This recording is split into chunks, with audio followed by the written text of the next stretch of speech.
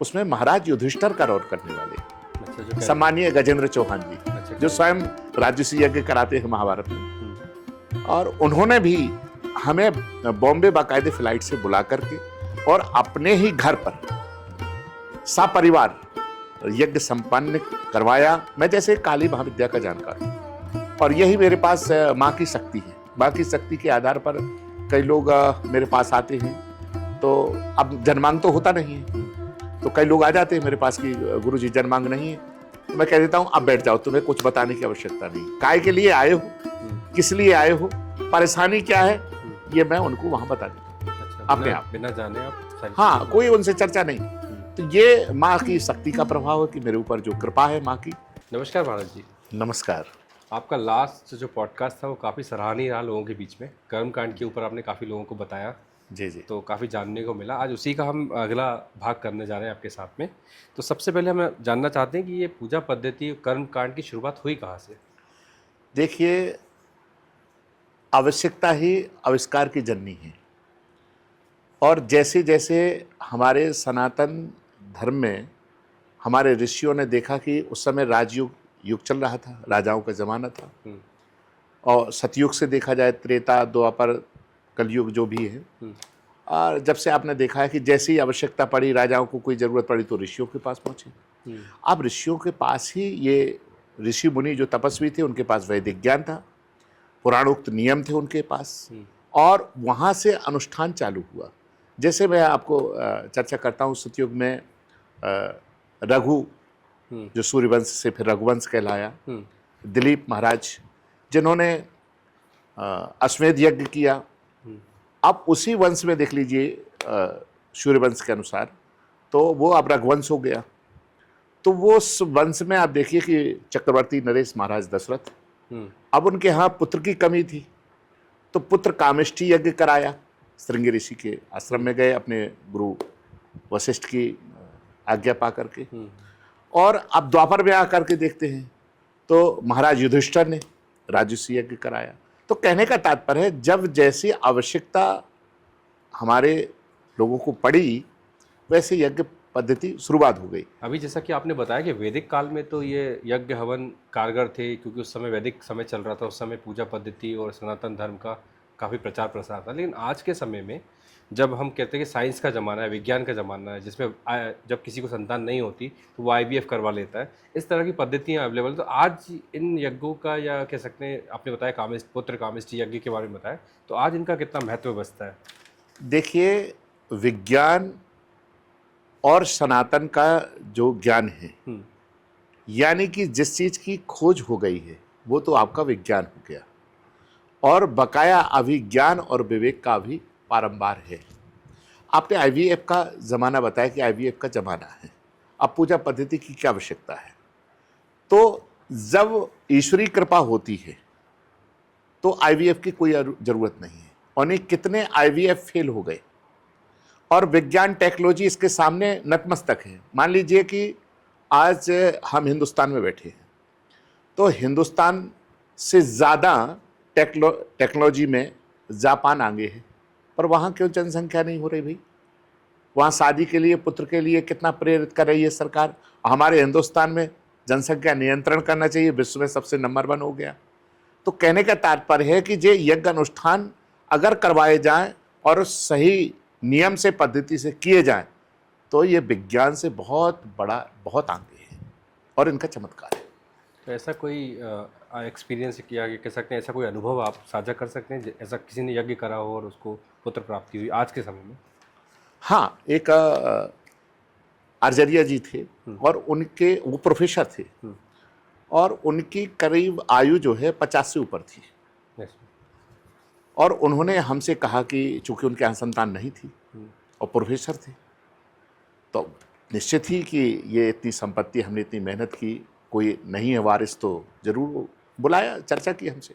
तो हमने उनसे कहा कि एक काम करिए कि आप शिव महापुराण का पाठ करवाइए, और या हरिवंश पुराण है या गोपाल सहस्त्र नाम का।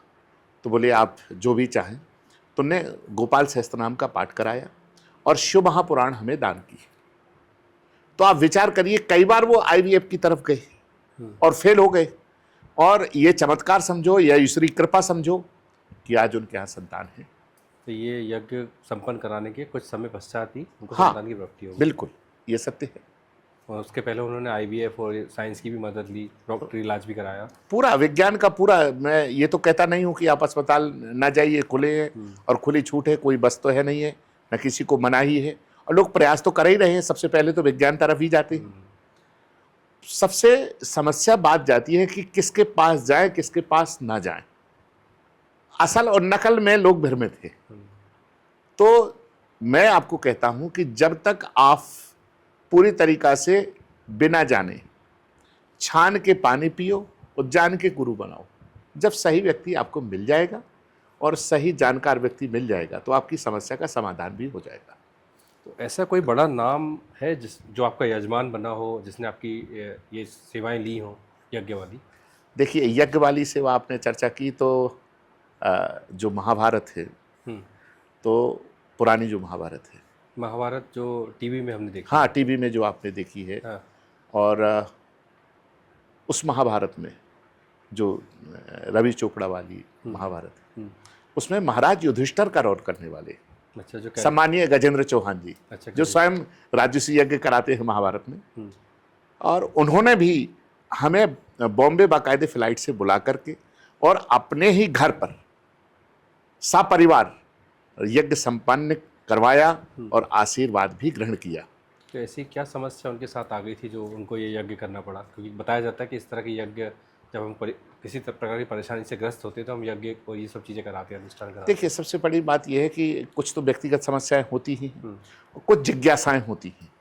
तो व्यक्तिगत उनकी जो समस्याएं थीं वो तो तत्काल उनके यहाँ समाप्त हो गई। अब कुछ जिज्ञासाएं वो भी पूरी लगभग हो चुकी हैं। और मैं सबसे बड़ी बात बता दूं, वो बहुत प्रसन्न है। यज्ञ के पहले का अलग चित्रण था, यज्ञ के बाद का अलग है, और उनसे अभी भी बात होती रहती है हमारी। क्योंकि यज्ञ और पूजा पाठ मैंने देखा, या तो आदमी परेशान होता है तब करता है, या फिर कोई खुशी वाला अवसर या कुछ शुभ अवसर होता है तब वो पूजा पाठ की तरफ जाता है। हाँ, ये भी सत्य है, ये भी सत्य है कि यज्ञ अलग अलग आवश्यकताओं के अनुसार, अलग अलग समस्याओं के अनुसार। अब यज्ञ जो है, जैसे गृह प्रवेश है अपने यहाँ, अन्य अन्य खुशी के मौसम पे भी, शुभ अवसर पे भी यज्ञ कराए जाते हैं। परंतु ज़्यादातर तो आपने देखा है कि 90% व्यक्ति जब समस्या से ग्रसित होता है तब ये सुर ज़्यादा मुड़ता है, जब पूजा पाठ की तरफ जाता है। तो इसमें आपने किस तरह की पूजा पाठ वहाँ पे संपन्न कराई? यहाँ पर गृह शांति करवाई थी हमने। गृह शांति? हाँ, गृह शांति के लिए किस तरह के अनुष्ठान होते हैं? देखो, गृह शांति में मैं आपको बता दूं कि गृह शांति के लिए केवल कहने का तो रहता है कि गृह शांति करवा दिया जाए, परंतु नवग्रह के साथ साथ में जो नवग्रह हैं, और नवग्रह के साथ में 9 प्रकार की अग्नि होती है। अग्नियां भी अलग अलग? हाँ, अलग अलग अग्नि है। जैसे अंतरिष्टि की अग्नि है, अलग है। खाना बनाने की अग्नि अलग है। आप कचरा जला रहे हो तो उसकी अग्नि अलग है। आप 9 ग्रह का आप शांति करा रहे हैं तो आपको ज्ञान होना चाहिए कि 9 ग्रह की अग्नि का नाम अलग है, उसका छंद अलग है कि एक अलग अग्नि है। हाँ, उसके अधिपति देवता अलग है, प्रति अधिपति देवता अलग है, और उसका प्रसाद भी अलग है। अग्नि इसलिए है कि आपने सूर्य का मान लीजिए अनुष्ठान करा रहे हैं, ठीक है, आपने अग्नि जलाई और आहुति पूरी हो गई, सब कुछ हो गया, संपन्न हो गया यज्ञ, यानी गृह शांति आपने करा दी। अब विचार करिए, वो इस प्रकार से जैसे एक साथ कई मकान कमरे बने हैं, अलग अलग कमरे में अलग अलग व्यक्ति रह रहे, दरवाजे पे अमुक व्यक्ति वस्तु देने आया, पर आपका गेट नहीं खटखटाया, दूसरे के बगल में पकड़ा गया, तो आपको तो नहीं मिली ना वो चीज। तो उसका आवाहन होता बाकायदे, जब आप संविधा रखते हैं तो अग्नि का आवाहन होता है। मतलब हर ग्रह के लिए एक अलग अग्नि है जो उस प्रसाद को उस ग्रह तक हाँ, ये ज्ञान होना चाहिए। ये पुराणोक्त वैदिक नियम है, वैदिक नियम है कि आपको ग्रहों के अधिपति देवता, प्रति अधिपति देवता, अग्नि, छंद, प्रसाद सब अलग अलग है, और फिर उसका फल भी अलग है। अधिपति देवता और प्रति अधिपति देवता क्या होता है, ये थोड़ा सरल भाषा में बताइए। मैं आपको अधिपति देवता यानी कि ये सोचो कि जो ग्रह है वो उसका अंश स्वरूप माना जाता है, ठीक है ना, और प्रति अधिपति देवता जो है संतुलन करने के लिए होता है। तो हर ग्रह का एक पेरेंट है। हाँ, वो अधिपति देवता है। हाँ, अधिपति देवता है। प्रति अधिपति देवता? प्रति अधिपति देवता उस ग्रह को संतुलन करने का काम करता है, जैसे सहायक हो गया। हाँ, सहायक है उसका। जैसे सूर्य के हैं, सूर्य के अग्नि हैं, तो ये उनका ही स्वरूप रूप है। जैसे सूर्य की पूजा करनी है तो हमको अधिपति देवता को प्रसन्न करना होगा। हाँ, अधिपति देवता को प्रसन्न करना पड़ेगा। यानी कि उनका स्वरूप कह लो या उनका अंश कह लो या उनका स्वभाव कह लो, स्वभाव, ये उनका स्वभाव है। स्वभाव, अधिपति देवता स्वभाव के रूप में है। और प्रति अधिपति देवता जो रहते हैं वो संतुलन करने का काम करते हैं। जैसे सूर्य के अग्नि है और प्रति अधिपति देवता शिव है, शिव। ठीक है ना। तो अब केतु का देख लीजिए, जैसे चित्रगुप्त अधिपति देवता प्रति अधिपति देवता ब्रह्मा है। तो केतु को अगर आपको वो स्वभाव क्या है उनका चित्रगुप्त की तरह है, ठीक है ना, और उनका प्रति अधिपति देवता ब्रह्मा जी है। इस प्रकार से ये पूजा संपन्न की जाती है। अब नवग्रहों की जब बात आती है तो किसी विशेष ग्रह की पूजा का भी जिक्र मिलता है, जैसे कि मंगल की पूजा होती है, शनि की पूजा होती है, तो ये किस प्रकार से? देखो, अलग अलग व्यक्ति के जब समस्याएं आती हैं तो ये ग्रह अपना अपना प्रभाव डालते हैं। तो ये भी जैसे संपन्न कराते हैं? हाँ, ये भी समाधान करते हैं। अभी समझ लीजिए कि ये कलयुग चल रहा है। कलयुग में नाना प्रकार से व्यक्ति अपनी अपनी समस्या से ग्रसित है, परेशानियों से। अब ये परेशानी जब आई है व्यक्ति के जीवन में, तो किस प्रकार की जीवन में उसके परेशानी है, वो परेशानी से भी समझा जा सकता है कि कौन सा ग्रह इसका खराब है। अच्छा, उस व्यक्ति का, अमुक व्यक्ति का। इसको मान लीजिए कि व्यक्ति के घर में झगड़ा है, कलह मचा हुआ है, पति पत्नी में हो, प्रेमी प्रेमिका में हो, या अथवा घर में भाई बहन लड़ रहे हो, भाई भाई में झगड़ा हो रहा हो, माता पिता के साथ में पुत्र माता पिता के बीच में नहीं बन रही हो, इसका मतलब है कि राहु ग्रह खराब है। मान लीजिए कि ऐश्वर्य की कमी है, धन संपत्ति नहीं आ रही है, तो निश्चित ही आपका शुक्र खराब है। किसी घर में पागल दिवालिया, पढ़ने में मन नहीं लग रहा, परीक्षा में असफल हो रहे हैं, परीक्षा में पास नहीं हो पा रहे हैं, ये आप मान लीजिए कि इसमें बुध और बृहस्पति ये ग्रह कमजोर है। तो इन सब की जो अनुष्ठान है वो भी अलग अलग होते हैं क्या? हाँ, अनुष्ठान देखो, पंचांग पूजन तो सभी में होता है, नवग्रह पूजन होगा। फिर जो प्रधान ग्रह मान लीजिए मंगल है, कोई किराए पे रह रहा है, उसको भूमि का लाभ नहीं हो पा रहा है, भूमि का, ठीक है ना, लाभ नहीं हो पा रहा, तो जो पंचांग पूजन वो सब में होगा। इसके बाद नवग्रह पूजन भी होगा। जो प्रधान ग्रह होता है उसका लास्ट में ही पूजन होता है, प्रधान देवता का हो या प्रधान ग्रह का। मंगल ग्रह का काफी जिक्र मिलता है, शादी ब्याह में अड़चन आती है, किसी किसी को मंगल है, किसी को तो जी, तो उसके लिए विशेष पूजा के लिए उज्जैन में एक मंदिर भी है। हाँ, मंगलनाथ का मंदिर है जिसमें पूजा करवाते हैं, उसमें भात पूजन होता है। भात पूजन होता है। तो इस प्रकार के अनुष्ठान आप करते हैं लोगों के लिए? हाँ, बिल्कुल। ये अनुष्ठान यदि मंगल ग्रह का शादी में कोई बाधा जा रही है, या विवाह संपन्नता में या लेट हो रहे हैं, हम विवाह नहीं हो पा रहा है, या अपने इच्छा अनुसार जैसा हमें चाहिए वैसा वर नहीं मिल रहा है या वधु नहीं मिल रही है, तो इसके लिए अलग अलग अनुष्ठान हैं, वो अनुष्ठान कराए जाते हैं। और कितने प्रकार के हवन पूजन होते हैं? देखो, हवन पूजन कई प्रकार के हैं, जैसे अनुष्ठान भी कई प्रकार के हैं, हवन पूजन भी अलग प्रकार के हैं। जैसे यज्ञ है, सबसे पहला तो मैं कह दूं कि ज्ञान यज्ञ है, सतचंडी है, और आपका लक्ष्मी कुबेर यज्ञ है, सोम यज्ञ है, तो नाना प्रकार के यज्ञ हैं। परंतु व्यक्ति की अपनी अपनी समस्या और परेशानी के युक्त उसका अनुष्ठान या यज्ञ संपन्न कराया जाता है। जैसे आपने बताया कि अभी सतचंडी यज्ञ है, तो ये सतचंडी यज्ञ कहाँ होता है, कब होता है? सतचंडी यज्ञ गुप्त नवरात्रि में और नवरात्र में किया जाता है, माँ शक्ति की साधना के लिए किया जाता है, और इसमें नकारात्मक ऊर्जा या अपने इच्छानुसार फल पाने के लिए माँ की आराधना की जाती है सतचंडी में। एक महामृत्युंजय यज्ञ का भी काफ़ी जिक्र मिलता है, तो ये किस परिस्थितियों में कराया जाता है? देखिए, ये है जब बहुत विशेष परेशानी आ जाती है, यानी स्वास्थ्य खराब हो जाता है, तो ये समझ लीजिए कि जिस तरह दीपक में तेल होता है, अब तेल डला है, बाती जल रही है, धीरे धीरे तेल समाप्त होगा। अब समाप्त होगा तो इसका मतलब है कि आपने रोग से ग्रसित हो गया शरीर। तो महामृत्युंजय वही तेल का काम करता है। आपकी आयु वैसे तो जब क्षीण हो गई तो किसी को नहीं बचना, पर महामृत्यु संजीवनी महामृत्युंजय मंत्र कहलाता है, मृत्यु संजीवनी, जिसमें कम से कम मतलब कोई मरणासन अवस्था में मरणासन अवस्था में है, यदि उसका जीवन शेष है, ईश्वरी कृपा है, तो मृत्यु संजीवनी महामृत्युंजय का अनुष्ठान होता है। तो ये और इस अनुष्ठान, ये 41 दिन का अनुष्ठान है। हाँ, लोग तो अब 7 दिन में कर देते हैं कि 5 पंडित जी लिए 7 दिन में संपन्न हो गया, या 7 दिन में 5 पंडित जी कर देते हैं, पर ये 41 दिन का अनुष्ठान है। जैसे हमारा अंतिम पॉडकास्ट जब हुआ था तो उसमें आपने बताया था, जो लास्ट पॉडकास्ट है, कि ये इसमें सामग्री का बड़ा विशेष ध्यान रखना चाहिए, शुद्ध होना चाहिए सामग्री। जी। तो ये सारे जो यज्ञ आपने बताए, इसके अंदर भी ये सारे नियम होना चाहिए। देखिए, एक चीज़ और है कि मैं आपको ये ज़रूर बताना चाहूँगा कि जब तक आप वैदिक पुराणोक्त नियमों का पालन नहीं करेंगे, आप चाहते हैं कि हमें ये फल मिल जाए, अमुक फल मिल जाए, मेरी इच्छा पूर्ण हो जाए, परंतु आप किसी नियम का पालन नहीं कर रहे हैं और फिर कह रहे हैं कि ये सब पाखंड है, तो सब ये गलती तो पहले आप कर रहे हैं। पहले आप अपने आप को सुधारो, इसके बाद अनुष्ठान की तरफ जाओ। और नहीं भटकाव के लिए तो दुनिया डरी है, भटकते ही रहेंगे। अभी आपने बताया इतने सारे वैदिक यज्ञों के बारे में बताया, ये सारे सकारात्मक यज्ञ हैं। कभी कभी घर में नकारात्मक ऊर्जाओं का प्रभाव होता है। शायद आपने भी कुछ समय पहले भी एक यज्ञ संपन्न किया है इसी प्रकार से, तो उसके जी बारे में हाँ, आपने बड़ा अच्छा याद दिलाया कि गुरुग्राम हरियाणा सेठ जगमोहन मित्तल जी हैं, और मारुति कंपनी के सबसे बड़े ओनर है वो। अच्छा। और काफ़ी संपन्न व्यक्ति हैं और प्रेमी व्यक्ति, हमें काफ़ी चाहते हैं। उन्होंने नकारात्मक ऊर्जा, थोड़ा सा घर में ऐसी प्रकार की परेशानी थी, तो वहाँ पर उन्होंने स्वयं प्लेन से बुलवाया हमें, वहाँ गए और उनके यहाँ ये यज्ञ संपन्न कराया और ये नकारात्मक ऊर्जा दूर हो गई।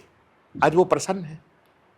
तो ये यज्ञ भी मतलब किस तरह के होते हैं? वैदिक पद्धति वाले होते हैं या फिर ये भी शक्तियात्मक होते हैं? जैसे मैं काली महाविद्या का जानकार हूँ, वहाँ पर काली महाविद्या का अनुष्ठान संपन्न कराया था। ये तो अपने ऊपर है कि आप किस प्रकार का अनुष्ठान के जानकार हैं और किस पद्धति से वहाँ पर आप दूर करेंगे। जैसे कई लोग साधारण रूप से अपना कर लेते हैं, जैसे बजरंग बाण का पाठ कर लिया, हनुमान अष्टक कर लिया, हनुमान पताका कर लिया, हनुमान लांगुनी कर लिया। ये अनुष्ठानों से भी नकारात्मक ऊर्जा दूर थोड़ा बहुत करते हैं, परंतु जो काली महाविद्या, 10 महाविद्याओं में काली प्रधान महाविद्या है, तो काली महाविद्या से नकारात्मक ऊर्जा पूर्ण रूप से समाप्त हो जाती है। पर इसके जानकार बहुत कम होते हैं। मैं जैसे काली महाविद्या का जानकार हूँ और यही मेरे पास माँ की शक्ति है। माँ की शक्ति के आधार पर कई लोग मेरे पास आते हैं, तो अब जन्मांग तो होता नहीं है, तो कई लोग आ जाते हैं मेरे पास कि गुरुजी जन्मांग नहीं है, तो मैं कह देता हूँ अब बैठ जाओ, तुम्हें कुछ बताने की आवश्यकता नहीं। काय के लिए आए हो, किस लिए आए हो, परेशानी क्या है, ये मैं उनको वहाँ बता देता हूँ। अच्छा, अपने आप बिना जाने आप हाँ, कोई उनसे चर्चा नहीं। तो ये माँ की शक्ति का प्रभाव है कि मेरे ऊपर जो कृपा है माँ की, वो। तो इस तरह के समाधान परामर्श आप लोगों को अगर आपसे पूछे फ़ोन पे, तो आप दे सकते हैं किसी को भी? हाँ, परामर्श तो दे ही सकते हैं, परंतु देखो, अनुष्ठान जब तक अनुष्ठान क्लियर ना हो, ये मेरे सेवक से तो बात कर सकते हैं, सेवक मुझे मैसेज दे देगा, मेरे द्वारा उनके पास पहुंच जाएगा, परंतु अनुष्ठान का विधान और यज्ञ का विधान जो है वो वैदिक और पुराणोक्त होना चाहिए। मैं नहीं चाहता कि किसी व्यक्ति ने मेरे से पूछ लिया कि क्या कराएं गुरुजी जिससे हमारे यहाँ का ये मेरा अमुक कार्य हो जाए। मैंने बता दिया कि ऐसा ऐसा करा लीजिए।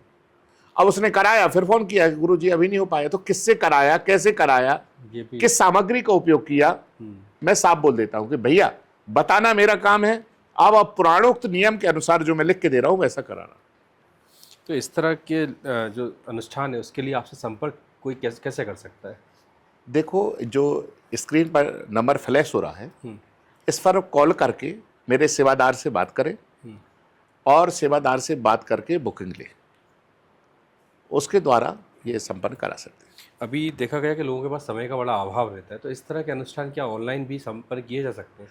देखिए, अनुष्ठान कराने के लिए 3 प्रकार से संपर्क किया जा सकता है। पहला तो ये है कि पूर्व से जो परंपरा चली आ रही है कि गुरु को बाकायदे आमंत्रित करना चाहिए घर पे, और घर में ही ये अनुष्ठान, यज्ञ अनुष्ठान घर में कराना चाहिए यदि जगह है। उससे क्या होगा कि दोहरा लाभ मिलेगा, यज्ञ अनुष्ठान का तो लाभ मिलेगा ही, गुरु सेवा का भी लाभ मिलेगा। तो आप स्वयं भी जाते हैं लोगों के? हाँ, मैं अभी बताया, श्री माननीय गजेंद्र चौहान जी, सम्मानीय जगमोहन मित्तल जी लोग, और आप देख रहे हैं कि माननीय जो अभी केंद्रीय मंत्री शिवराज सिंह चौहान ने भी बुलवाया था हमें। ऐसा नहीं है, और तो ये बड़े बड़े राजनेता, बड़े बड़े सेलिब्रिटी हमें बुलाते रहते हैं और कार्य भी उनके यहाँ संपन्न, जब खुशियाँ तब तो बुलाते हैं लोग। तो पहला तो है कि आप हमें घर पे बुलाइए। दूसरे नंबर पे ये है, या तो आप मेरे आश्रम आ जाइए। तो उसके लिए कोई अपॉइंटमेंट लेनी होगी हाँ, अपॉइंटमेंट तो लेनी होगी। जब अनुष्ठान कराना तो पहले से अपॉइंटमेंट लेना होगा। आपके समय अनुसार? हाँ, अब ऐसा थोड़ी कि अचानक आप आ जाए, मुझे समय ही ना हो, मैं कहीं पहले से। लगभग कितना समय आप देखो, इसके लिए अनुष्ठान के लिए मुहूर्त तो निकलवाना पड़ता है। इसका तिथि वार नक्षत्र करण योग यानी पंचांग के 5 अंग हैं, तिथि वार नक्षत्र करण योग। तो पहले तो मुहूर्त निकलवाएं, फिर इसका आप बुकिंग लें, ठीक है ना। और बुकिंग लेने के पास या तो हमें बुला लें या हमारे आश्रम पर आ जाएं। जैसे आज कोई आपसे संपर्क करता है तो आप लगभग कितने दिन बाद उस यज्ञ को संपन्न कर सकते हैं? वो तो मुहूर्त के अनुसार, मुहूर्त निकाला जाएगा, मुहूर्त बताया जाएगा, उसके अनुसार संपन्न होगा और उस मुहूर्त पे आना पड़ेगा। पर यदि आपको जगह नहीं है, जगह और समय का अभाव है, तो आप ऑनलाइन भी ये पूजा करा सकते हैं और वही लाभ मिलेगा जो आप बुलाने से या आने से आपको लाभ मिलेगा। तो ऑनलाइन भी वही लाभ मिलेगा और वो वीडियो कॉल पे बाकायदे जब आपका नाम से, गोत्र से, आपके परिवार के लिए कोई की जाएगी पूजा, वो वही लाभ मिलेगा। अब इसमें एक प्रश्न और मेरा बनता है महाराज, जैसे कई लोग आजकल मेट्रो सिटीज़ में रहते हैं, फ्लैट कल्चर आपने देखा होगा, फ्लैट कल्चर है, उसमें इतनी पर्याप्त जगह नहीं होती और कई बार आजू बाजू वालों को भी परेशानी होती है यज्ञ हवन से। अगर कोई सपरिवार आपके आश्रम आना चाहे तो? हाँ बिल्कुल, वेलकम। मैंने बोला ना कि गुरु गृह जाने से या गुरु को बुलाने से, ये दोनों प्रकार से मेरे यहाँ मैं जाता भी हूँ, लोग मेरे यहाँ आते भी हैं। आराम से रहें और यज्ञ अनुष्ठान, हाँ, आश्रम में आराम से आए, रहे, प्रेम से रहे, प्रेम से जो भी प्रसादी आश्रम में है वो पाए, सब आपका ही है, ठीक है ना। और इसके बाद यज्ञ करा के आशीर्वाद लेके खूब प्रेम से जाए। जब जगह और समय का अभाव है, आने का समय नहीं है, ये जगह का अभाव बुलाने का नहीं है, तब मैंने कहा ऑनलाइन भी आप करा सकते हैं। 3 ऑप्शन है लोगों के पास, या तो वो आपको आमंत्रित करें या वो स्वयं आके भी करवा सकते हैं, और अगर समय नहीं है या अभाव है चीज़ों का तो वो ऑनलाइन भी कर सकते हैं। मेरे ख्याल से ऑनलाइन आजकल ज़्यादा कारगर रहता है लोगों के लिए, क्योंकि समय का सबके साथ। जी जी जी, बिल्कुल बिल्कुल। तो मेरे ख्याल से आज का पॉडकास्ट काफ़ी अच्छा रहा आपके साथ, और जिसको भी जो भी समस्या है वो आपसे संपर्क कर सकता है इस नंबरों के द्वारा। बिल्कुल। और मेरे ख्याल से आपसे अच्छा खासा परामर्श भी ले सकता है कि किस तरह की यज्ञ करनी चाहिए और समय समय पे क्या क्या हमें सनातन पद्धतियों को अपनाना भी चाहिए। इसीलिए आज मैंने आपके इस ब्रॉडकास्ट में मैंने लोगों के नाम बताए और ये भी बताया कि जिनके यहाँ गए उनकी समस्याएं दूर हुई और दूर होंगी, और अभी तक मैं बड़ा प्रसन्न हूँ। मतलब 100% रिजल्ट मिला, तो बड़ा अच्छा लगा कि सनातन का जो एक नाम भर नहीं लेके चल रहा हूँ मैं, उसकी जड़ लेके चल रहा हूँ, पूरी पद्धति लेके चल रहा हूँ कि सनातन का मुझे पूरी तरीका से जड़ लेके चल रहा है। पूरे नियमों का पालन करना है, वेदोक्त और पुराणोक्त नियम के अनुसार हमें संपन्न करवाना है, और ये सनातन की हमारी ताकत एक दिन बन के स्तंभ के रूप में उभरेगी। तब सनातन की शक्ति विश्व देखेगा। बहुत बढ़िया रहा है। तो मैं सभी दर्शकों से एक बार फिर से आग्रह करना चाहता हूँ, अगर आप लोगों को किसी भी प्रकार की परेशानी है जीवन में, तो महाराज जी से आप संपर्क करें। नीचे जो नंबर फ्लैश हो रहे हैं इन पे संपर्क करें, महाराज जी आपको अवश्य एक अच्छा परामर्श देंगे और आपकी सारी समस्याओं का हल करेंगे। नमस्कार। नमस्ते। ठीक है।